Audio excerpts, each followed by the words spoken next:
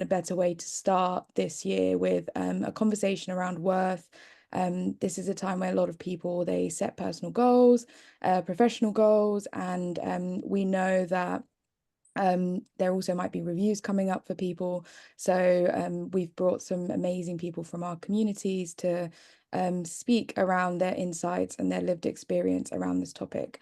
So I'll give a little intro about Journi, what we do, and then I'll hand over to Blessing to tell us a little bit about BYP, and then I'll introduce our speakers and let them tell you a little bit about themselves. So Journi we are a social impact organization that support the career progression of diverse professionals, specifically Black, female, and low household income. And we do that from day one all the way up until board level. And we do that using two tools at the moment. We run programs with corporates, and we have a massive community that we lean on to run those programs. And we do what we do for our community. And we are very, very lucky to work with organizations such as BYP that have aligned missions. And so, I'll hand over to Blessing to tell us a little bit more about BYP. All right. Good afternoon, everyone, and thank you once again for joining the call. My name is Blessing Albert, and I'm B2C project manager with BYP Network. And on the call, we also have our community executive, OK. So what BYP Network is, BYP Network's sole purpose is to advance the career of Black professionals. And over the past few years, we've been doing it in different areas in terms of partnering with corporate clients in the UK and outside the UK.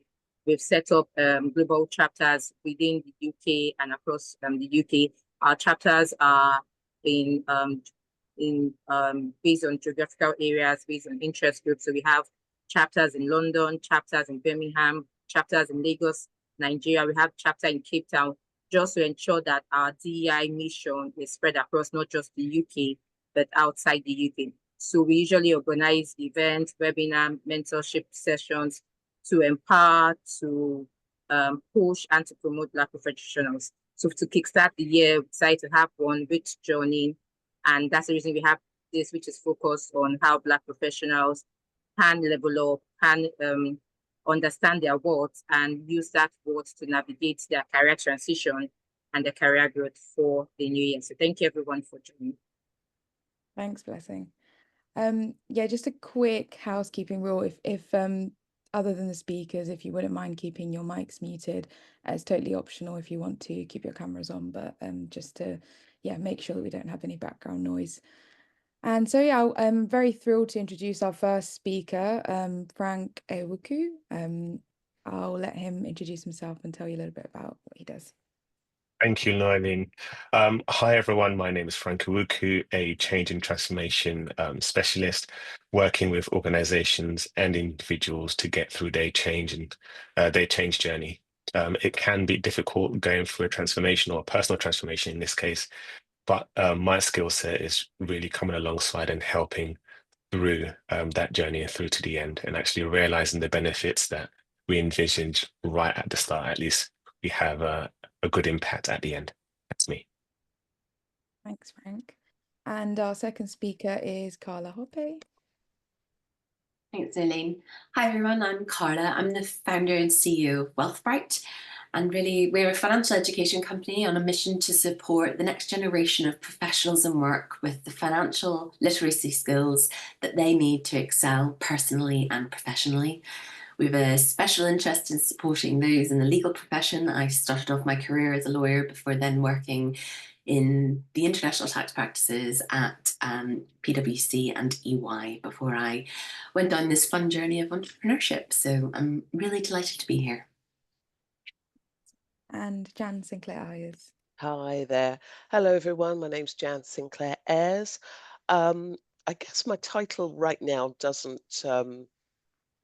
matter so much. I'm a global DE&I, but I guess what I bring to the table today is the fact that I probably was in your position, I don't know, 30 years ago, where I was trying to navigate the world of work. So I'm really delighted that Nolene and Blessing have set up these groups that, someone like myself can come and bring some of my experience over the years to this. I previously worked for IBM. I've done that for a couple of decades. HR is my background, so I've been an HR manager. So I'll be giving some HR and people management perspective. I'm a coach. I'm also a mentor, and I'm delighted to be here. And we're delighted to have you. Thank you, Jan. So we'll start with doing a little bit of scene setting and some kind of overall questions. As you can see, we have a broad perspective here and a variety of kind of diverse insights coming up. So I'll start with Frank. Our first question is for you. In terms of the power of personal values, can you share what inspired you to start helping professionals advocate for their worth, and how important is it to align total compensation with who we are as individuals? That's mouthful. Thank you. Thank you for that question. So part of my journey in getting to where I am is really understanding what it is that I want to do, what it is that I actually enjoy doing, and actually finding a way to actually get paid for it. Now, through that journey, it's been challenging because I've had to overcome some of my, I guess, shortcomings, in the sense that you could say, having been born and raised in Ghana, um, in the Ghanaian context, I'm only speaking for myself here, it's kind of hard to actually challenge authority in a way, depending on where you sit in the hierarchy.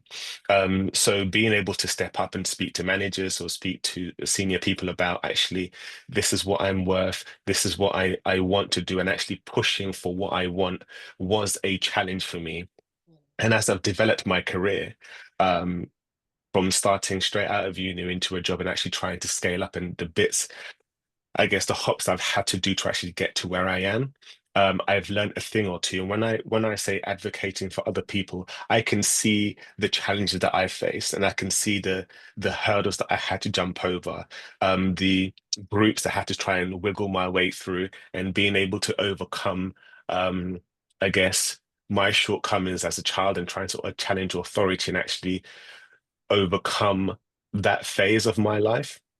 And I guess that impacts on actually advocating for yourself, to say, actually, this is who I am and this is how I show up and this is the value that I add in this particular business. I say this particular business because I'm contract at the moment, and I work with a number of businesses, and they all have their um, dysfunctions. But being able to step up to the plate and say, this is the value that I bring, and this is how we're going to do things. And because I'm delivering this value, I believe that this is what I deserve. And that hasn't come easy. I'm not saying this in terms of, oh, it was easy to get here, but it's been actually overcoming myself, understanding what it is to be in a particular place and the behaviors that I needed to adopt. So working with people as well to advocate for themselves is really looking at where they are, addressing some of the setbacks or failures, or maybe some of the dysfunction in their past that they need to get over, in order to put them in the right frame of mind to be able to have some of these conversations, and being confident in having those conversations, so that that can get them to the next step in terms of what they desire, whether it's negotiating something or whether it's showing up to say, I want to be able to do this because this is the value that I bring, and this is the outcomes that I hope we achieve through what they've learned, what they're bringing to the table, and also what the business objectives are. That's an amazing answer. I totally resonate with the part of learning and unlearning things from a cultural perspective. I think challenging hierarchy is challenging for myself, and probably for many people on this call as well. Linking to that, I'll ask Jan, with your experience in HR, what should professionals understand when it comes to demonstrating their worth, particularly in relation to total compensation? What are the key things that they should keep track of to ensure they're valuing themselves properly? So firstly, I would say there is usually a mismatch between what we believe we are worth and what our manager thinks we are worth. So therefore, it's partly our job to lessen that gap and bring it more in alignment. I would say understand the job description and go over it with with your manager to ensure that what they are expecting is what you understand as well. Don't assume, definitely ask and have that clarity.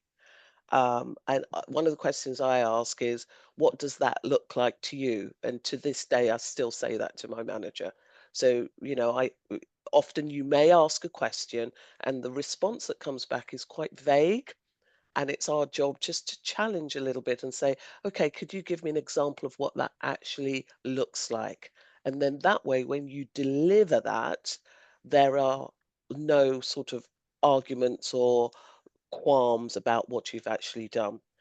Evidence is important, and what I mean about evidence is it's important to understand what your job title and your job family is, and also what the job ranges are. So some of the job ranges, you know, you might get paid between, let's say, 25 and 35. So you need to understand is roughly where do I sit in that? And the way to get that is to have that conversation with your manager. Now, I know that we have difficult managers sometimes, and sometimes they're not very forthcoming, but there are other ways of finding that out within the business, i.e., speaking to HR, and that should be open. Some clients, some organizations do not pay upper quartile. So even though the range might be from 25 to 35, they may choose to pay 30. Okay. So it's very important just to understand where you are in that range. And also, it's not just salary. Understand what other allowances there might be, especially if you're doing more. There might be an acting up allowance. There's obviously bonus. There might be car allowance or a car package. And there might be stock options depending on what level you're in. So don't just focus on salary, see what else there is that could be coming into your paycheck as well. Understanding the expectations and delivery is very important. And then just doing an assessment of your skills. How do you think you compare to the rest of people in your team? Because when we're looking at salary and promotion, it's never just in isolation. Who's the competition? How good are they? What are they doing? What do I need to do better? So a lot of Mhm. reflection and a lot of preparation, I guess, as well. So the next question is for Carla, and it's around financial literacy. Looking at kind of where people are, how does understanding their financial goals help them confidently negotiate their total compensation, whether it's salary, benefits, or other perks? Yeah, thanks, Eileen. Well, I mean, I think Jan just touched on something really important there, which is like in the context of thinking about progression and work, I think it's really important to not just look at salary line. So obviously salary will be the big number that most people are focused on, and totally appreciate that. But I think from my perspective, when I think about what I mean by financial literacy, particularly in the workplace, I mean, do you actually understand what it is that you're being offered outside of the salary line? So whether that's, you know, pension, whether that's other financial benefits and perks and, you know, bonus. And do you understand how that all adds up to give you a picture of your total reward package? Now, some organizations, particularly at the larger end of the scale, will actually show you within their HRS systems, not just how much you're getting paid by salary, they'll actually show you how much all these different elements are worth in terms of your total package. And that is a really important number for you to know, because if you are then negotiating around kind of your total reward and thinking about progression, it's important to take into account all these other elements. But I think coming back to salary, I did want to say one thing, which is that I think there's no substitute for really being on top of your own numbers. What do I mean by that? Do you actively have a handle, not just on how much is coming into your bank account every month, because most people probably know that number, but where it's actually going?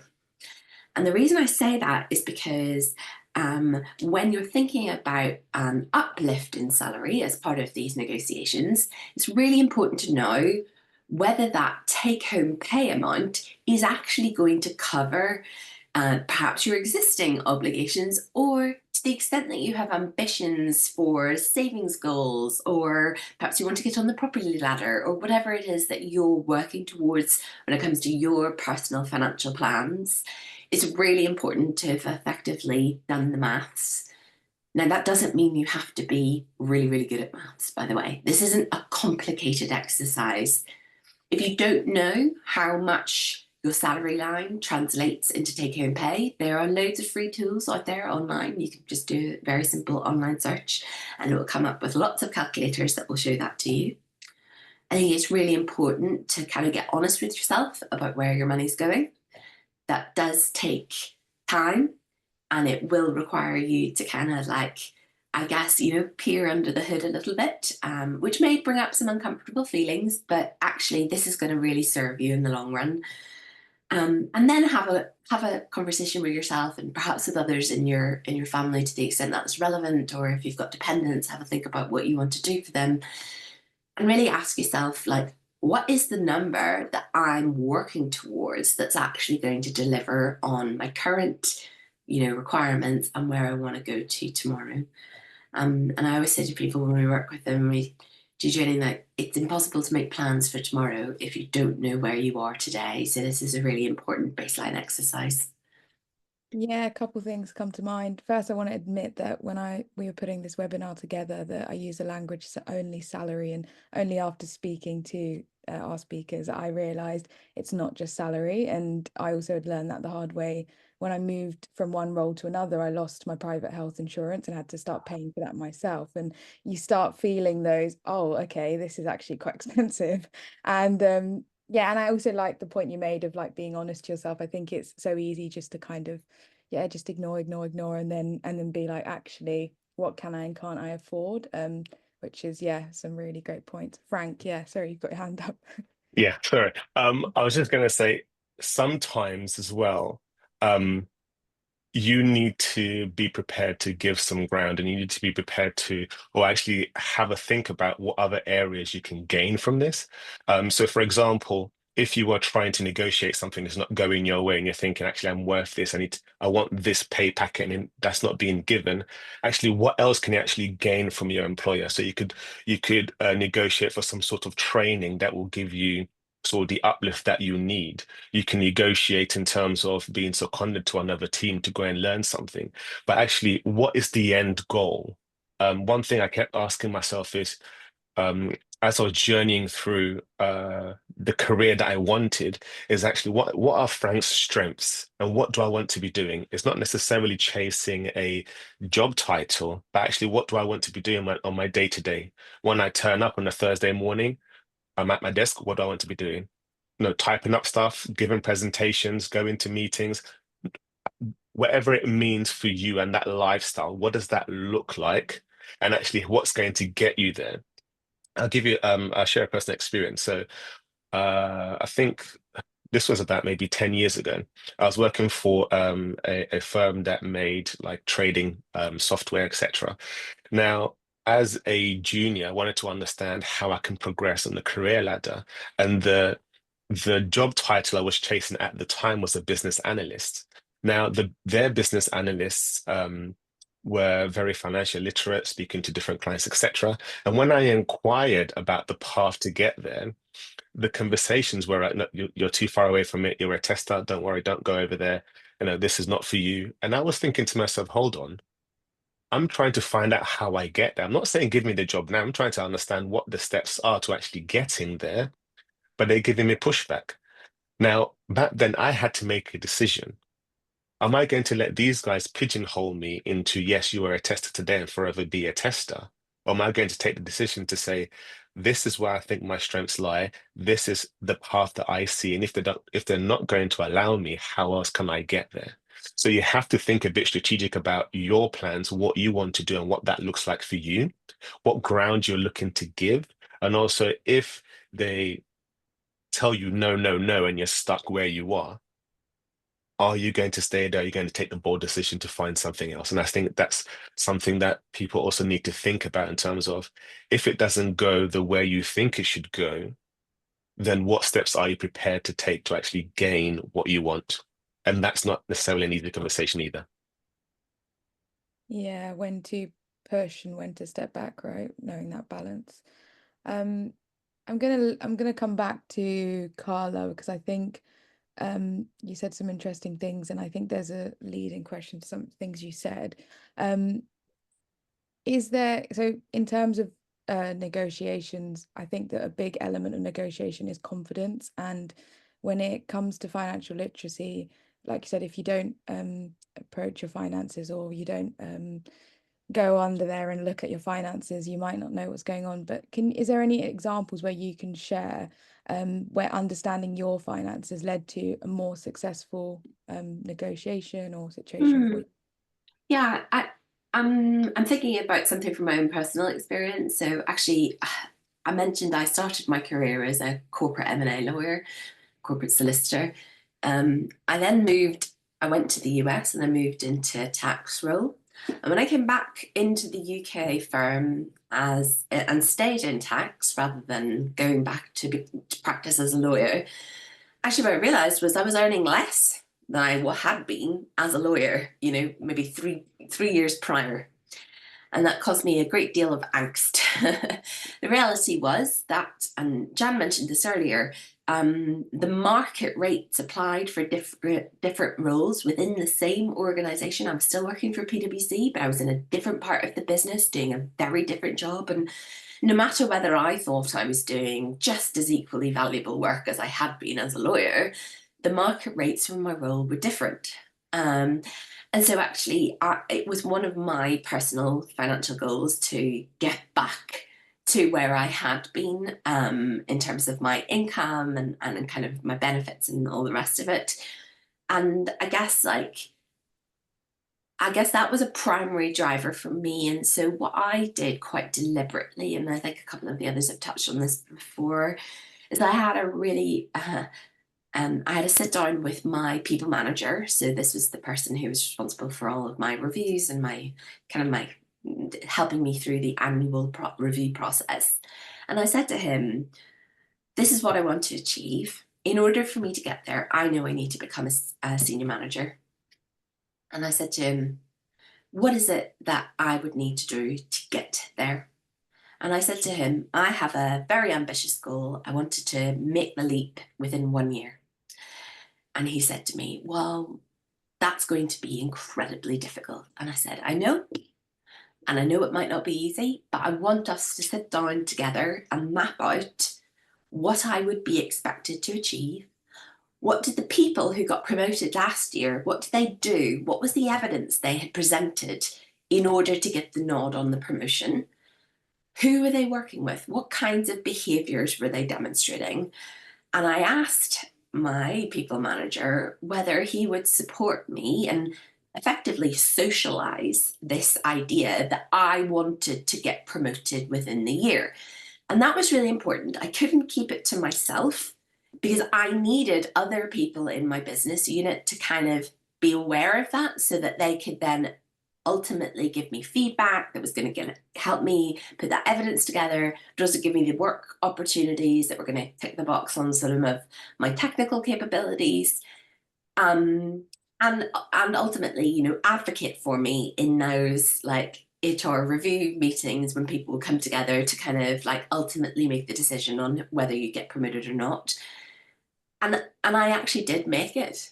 And so what I would say is that whilst my personal financial situation was kind of the first kind of, I guess, the nudge for me to want to do that, it was a very deliberate exercise of working with and being honest and open about what I wanted with the people around me that gave me that chance to get to where I wanted. Now, I will say that I was very, very fortunate. My people manager was a fantastic person. He was really supportive of me and we had a really positive relationship. But I guess, and there was an element of me having to make myself easy to do work with throughout that year, no matter who I was working with.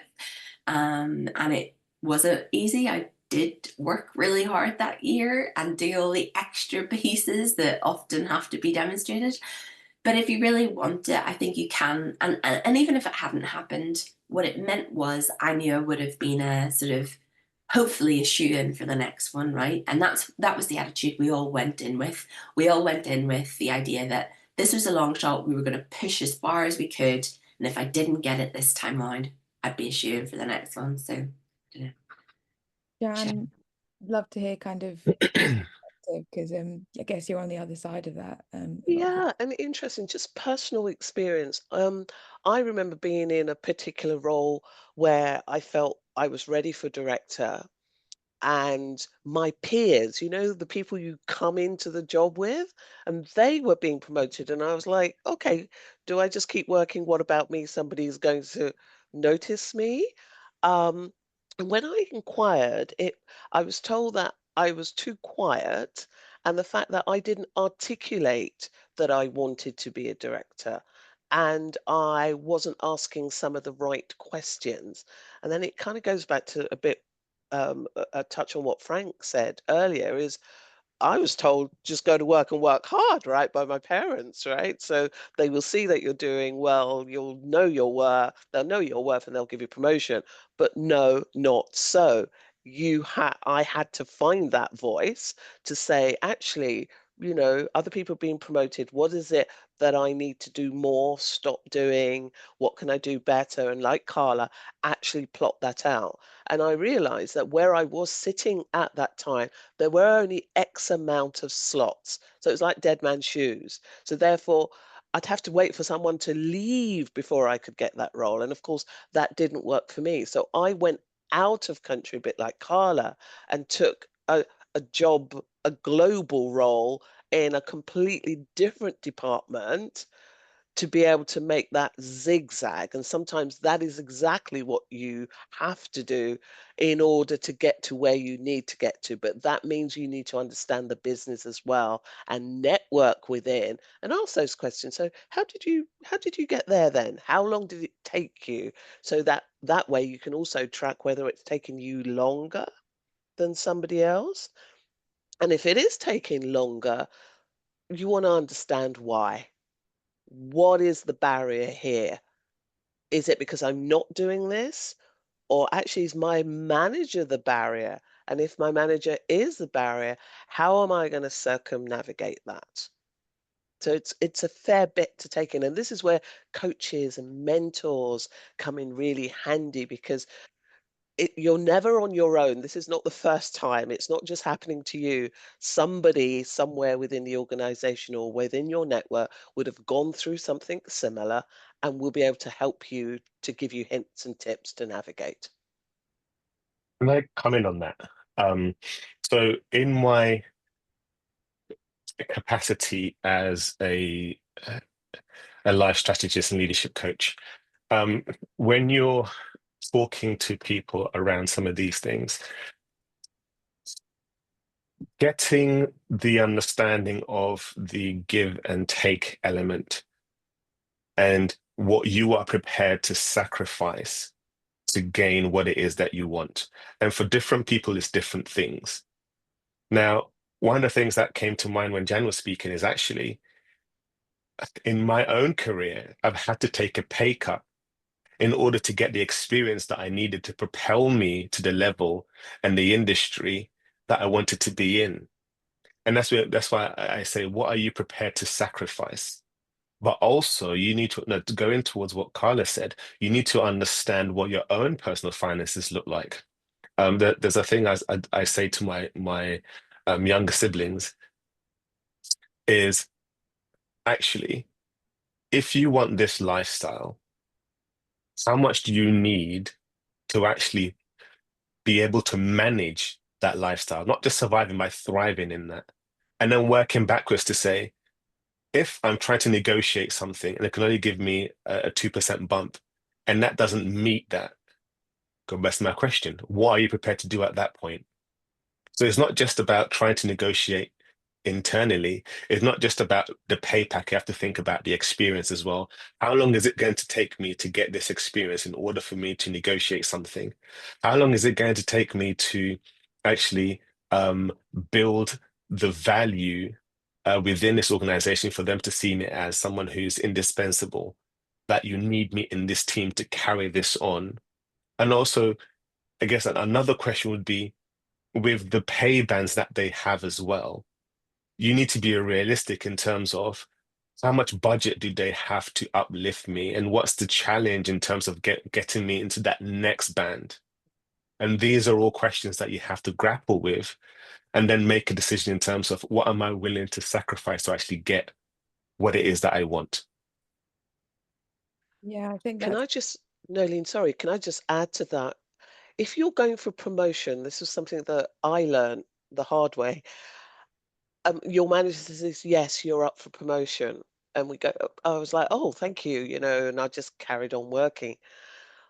The following question to that is, do we know how many promotion slots will be available this year? And is my name on one of them?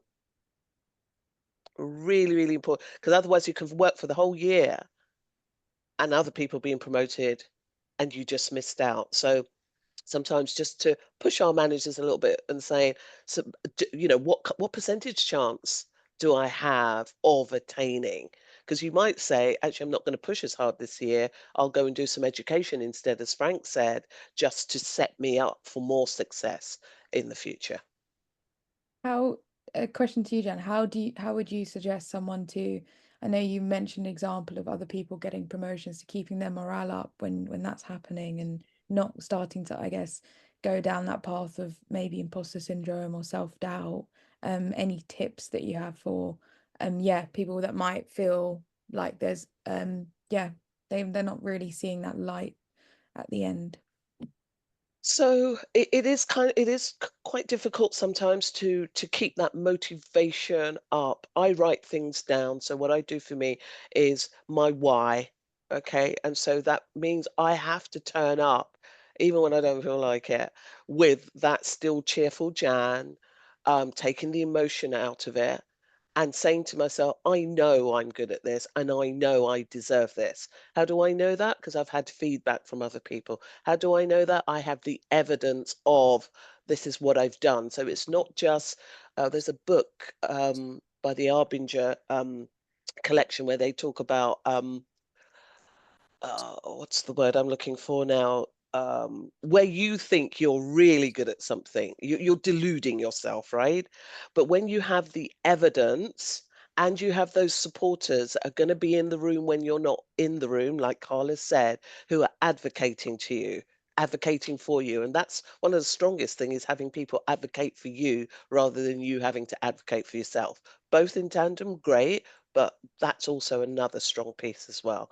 But you have to show up every day, even though you have to hold the space that actually I'm not feeling as wonderful as I should, but you have to keep that motivation up throughout the process. So do whatever you have to do. If it's exercise, if it's self-care, if it's talking to other people, whatever it is, but to keep that grit and determination. Sorry, just one more thing to add on that. Sorry.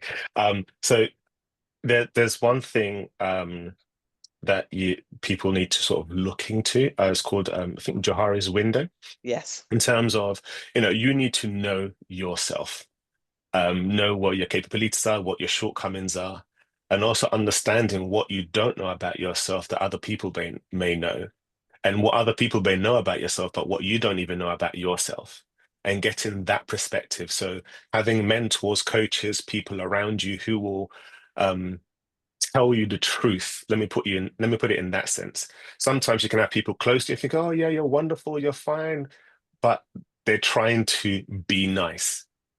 But you want people to tell you the truth, so you know where you've got some gaps that you need to educate yourself or get better at. My wonderful wife is an introvert. She doesn't like, going for after work drinks. But I'm like, you know what? I don't drink alcohol. Yesterday I was in the office. I went to the pub afterwards for a debrief with a couple of guys. They were drinking their beers. I was there with my water, having a conversation.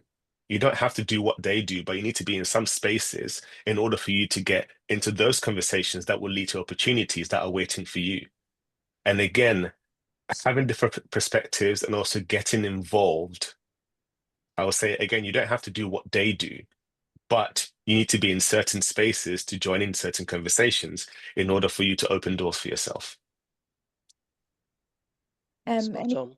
Any practical tips on finding those advocates or those allies in organizations that any of you have practiced or you practice, or there's anything?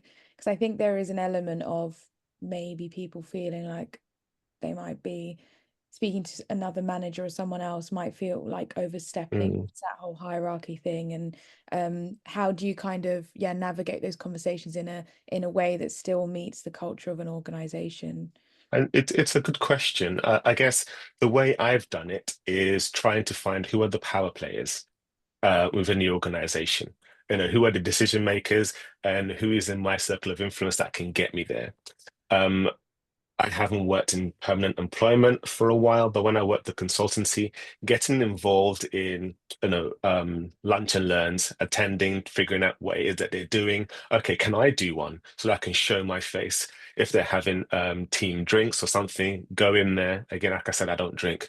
So I'll just go in there, have my orange juice or whichever, just having conversations so that people know who I am and networking in the room and finding out who's in the room and who they are, and also trying to do things so that you are seen.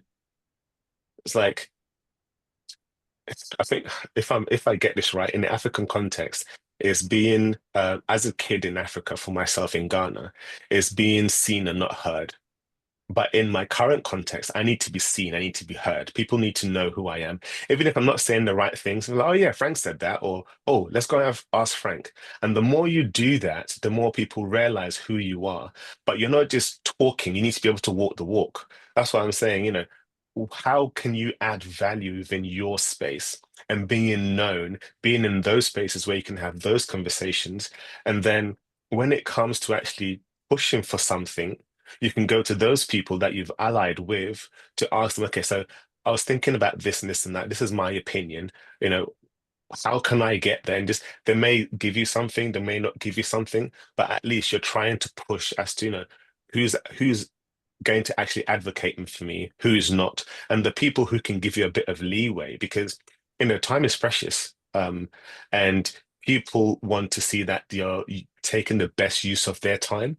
So if you find the right people within those circles, and I'm not saying that's just the length and breadth of those circles, but finding the people that will be open to hearing more about what you're doing and what you want to do, and being aspirational and wanting to add value.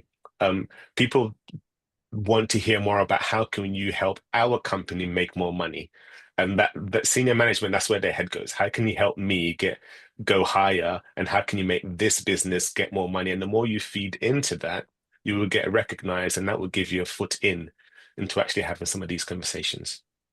Yeah. So just on a, sorry, Carla, you go. Sure. I was just going to add, because I think something that, especially if you're at the start of your career, it can feel like a big thing to sort of get involved in maybe one of these new or leading initiatives that may be going on in your organization. But something I remember a good mentor of mine telling me when I was in that situation was that actually, if you're at the start of your career and you can get involved and kind of present yourself as someone who's going to actively run with a new initiative, you'll often find yourself getting access to some of those decision makers without really having to go looking for them.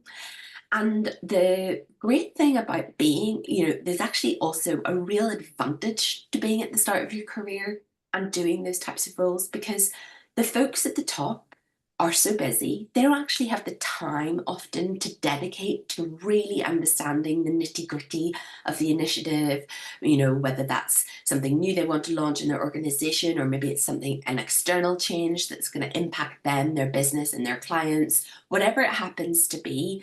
And so actually, if you can position yourself in those roles as the sort of day-to-day lead on the project, now oftentimes what you'll find is obviously internally it'll be a partner or a director who kind of is the face of the firm. Certainly it used to be like that in my old shops for these initiatives. But actually the reality was that I was sitting in rooms with partners that I would never have had an opportunity to meet. And just like Frank said, actually then I became known for this specific bit of the work in our business.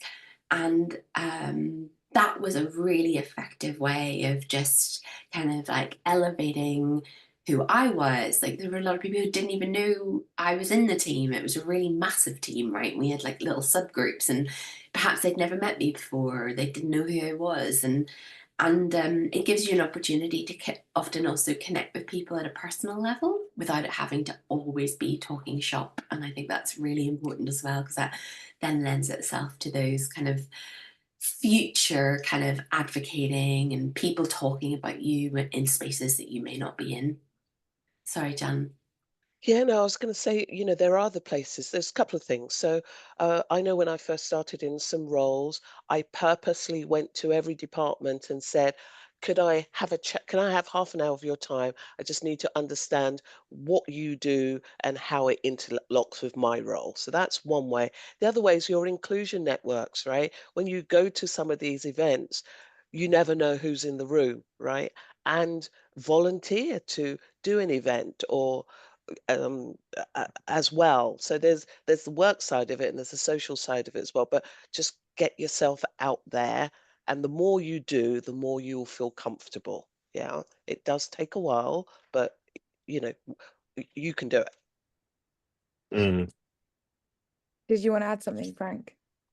No, I just saw a question that came through, but I'll leave you to lead on that, and I'll probably come in on that.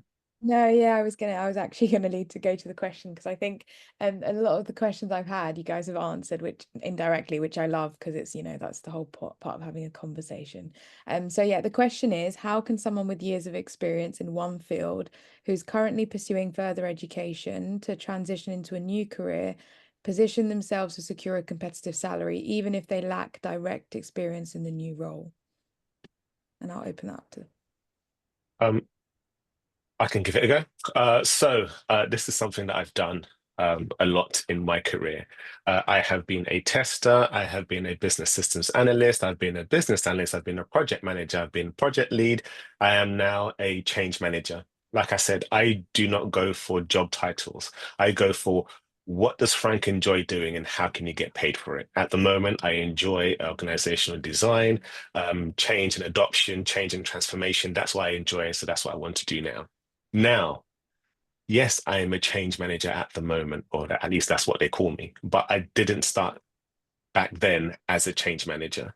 And for me, I had to look at what are some of the transferable skills and where are my gaps? Am I able to speak the language of a change manager? How do I immerse myself in that and also get some experiences that will I guess, help shape my perspective and my language in order to be able to speak to a recruiter or a hiring manager for him to have, or him or her to have confidence that I can fulfill that particular role. And that's what, so whether it's I have to sacrifice and say, you know what, I'm going to save up some money, save up a couple of grand, go get myself a 1 week training or a 3 day training, there's power in that, the amount you can learn. Or actually reaching out to my network and saying, does anyone know someone in this particular role? I'll have half an hour with them or as much time as I can with them to ask them questions. How do I get to the area that you're in? What needs to be true for me for someone to say, yes, I have confidence in you to do that job? And it could be a short thing, it could be a long thing. I don't know where this person is coming from in their career, but there will be some level of sacrifice in terms of your time, probably your finances, to see how you can make that transition from where you are now to where you want to be, but you'll need to immerse yourself in that world. Carla. Yeah, go ahead.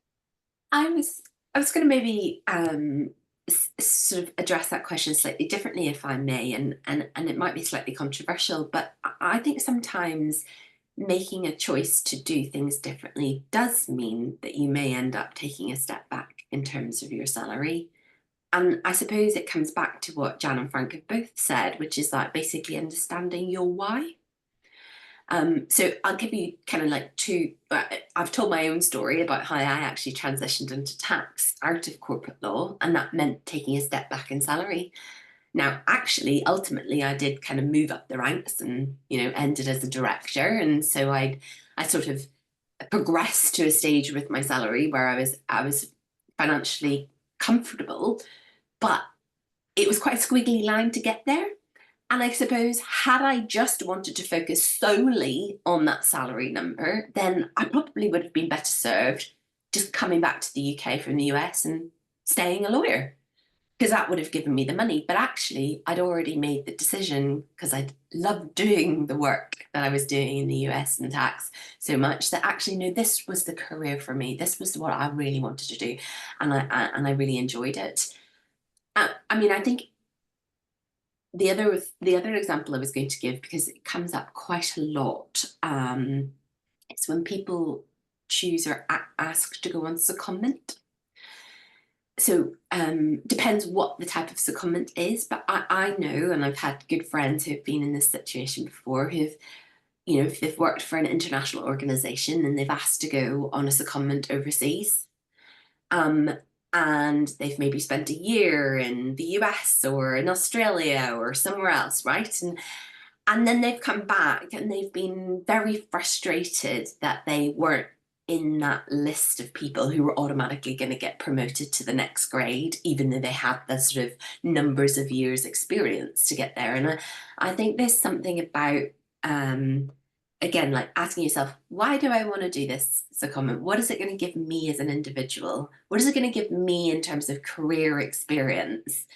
But also having open conversations with your organization about what it might do in terms of impact on your career progression, and therefore your ability to achieve that sort of step up in salary if you're looking for a promotion.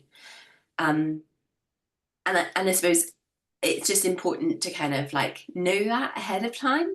I think in my experience, most organizations have generally been quite honest and said, well, you probably will get promoted. And then people come back and they go, well, no, I'll be able to make it anyway, right? And maybe they have, maybe they haven't. But I think it's really important to go into those types of experiences with your eyes open. And then the last thing I wanted to say on that is that even if it does take you that like 1 year, or maybe it's 2 years extra, to the extent that you are not in dire financial stress, I would also say be kind to yourself. Like most people who are at the start of their careers today, probably looking at, perhaps a 40-year career. And actually, a year isn't that long, right? And you will have gained a wealth of experience and network and ability to bring so much value to your career, that in the long run will pay off, even if it took you that extra year to get up. So that was my thought.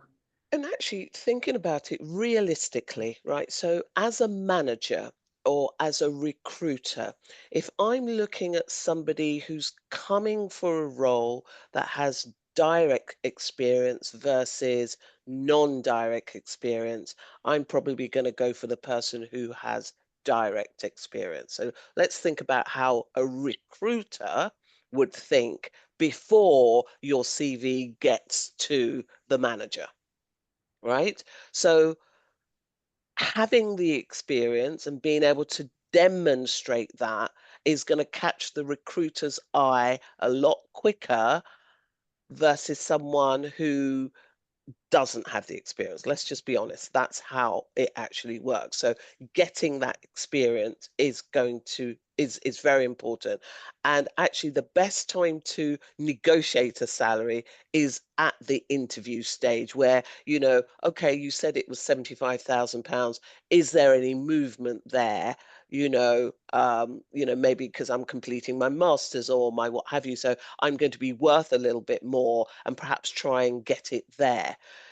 We get cost of living in most organizations. You'll get a cost of living increase every year, which might now be what, 3%, 4%, something around there, just to set the expectation.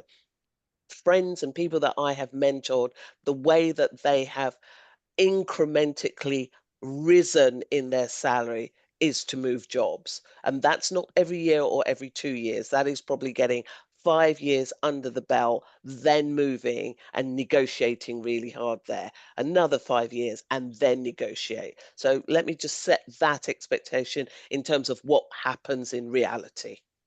I hope that helps. No, that was great. I think 3 really good points around Frank, around yeah, walking the walk, talking the talk, actually speaking the language of what you're, yeah, converting the language of what you are trying to achieve. And then Carla on how, yeah, you need to be kind to yourself and you need to give yourself grace and actually yeah, look at things relatively. And then also, yeah, being realistic, I think, is super important. Can I add something to that? What Jan said. Yes, you're in my line of work. The interaction with agents and recruiters is interesting. So you have to, the way you brand yourself, the way you put your first foot forward. In my world, AI or some sort of computer system will scan your CV and reject it, and you get an email a week down the line, and they've already made that decision without any human looking at it. That's my world. When a human looks at it, you probably have 5 to 15 seconds where they look at your CV, and that's all you get, because they're one job gets 150 applications. They haven't got that kind of time. So how do you actually position yourself with the right language on your CV and your profile online, for example, LinkedIn? Once you get through to actual interview, how do you actually address their needs? Yes, I know what I'm good at and what I want to do, but actually, does it address the need of the client? And also, how can you articulate your worth and your experience based on what they need? You might be a fantastic person, but if it doesn't address what they need, then you might be okay, but actually there's two more people that they need to interview. And if they can address their needs and they've got the right profile, they're going to go forward or further rather than yourself. And the other one I would add also is, how are you able to add value once you hit the ground running? I'm my career now, or the jobs that I kind of get now, is when the house is burning and need someone to come in who will, start putting the fire out within the first couple of hours, rather than someone who's going to get up to speed. So I need to be able to articulate and speak to their need very quickly for them to have confidence in terms of taking me to the next stage. And that's why I say you need to be able to speak their language. You need to be able to articulate yourself, and really something along the lines of what Jan said. Write things down. What projects have you done lately? What skill sets have you picked up? Write these things down, because you could do one thing one week, and the other week, as you're doing another thing, you've forgotten. But how can you really articulate that and speak to their needs? And that's really important. Thank you so much. I think that really relates to me. I'm gonna pass it on to Carla to answer Godwin's question, which is what's the best strategy for securing as much remuneration as possible in a new role? Okay, so thanks, Godwin. It's a great question. I guess I think everybody on the call today has touched on this a little bit. So I'll briefly recap on the great tips that have already been shared, and then maybe give you one last final piece, food for thought piece. I think the first thing is understand the role and the benchmarked salaries. I mean, the best companies out there do actively advertise the salary that's being offered on the roles, rather than just having a bland competitive salary line item in the job description. But regardless, there's lots of very useful online resources that can give you sort of a ballpark figure on what you might be expected to get paid for a particular role.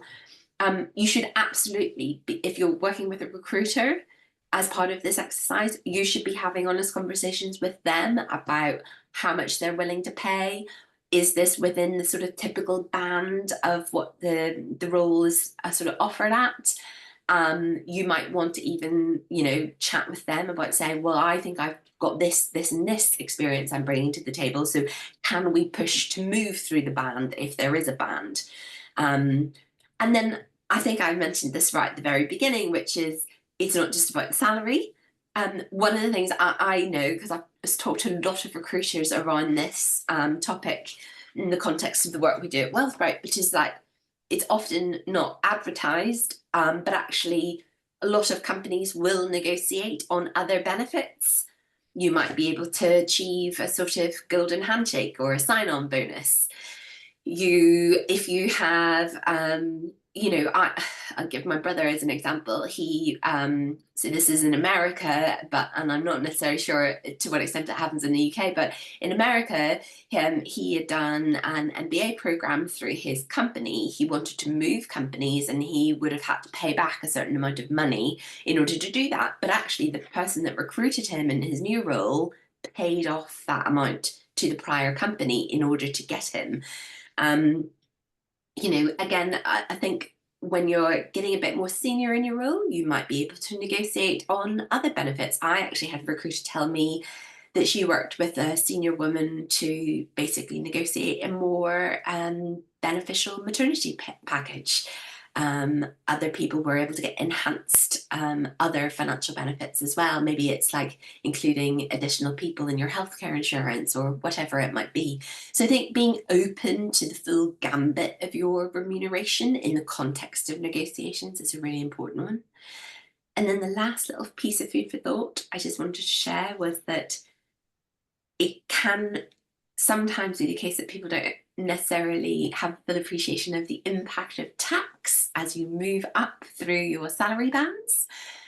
I had the real pleasure of interviewing Stephanie Boyce, who was the first person of colour to become the president of the Law Society a couple of years ago. And she told her personal story to me.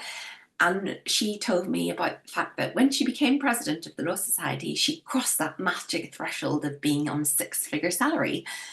But nobody had told her that, oh, you had to do self-assessment tax returns. All of a sudden, you were responsible for filing a tax return with HMRC, and she was now getting reduced personal allowances. So actually, what looked like a real uplift in terms of salary, actually, it all kind of got quite significantly reduced when it came to her take-home pay because of the impact of tax.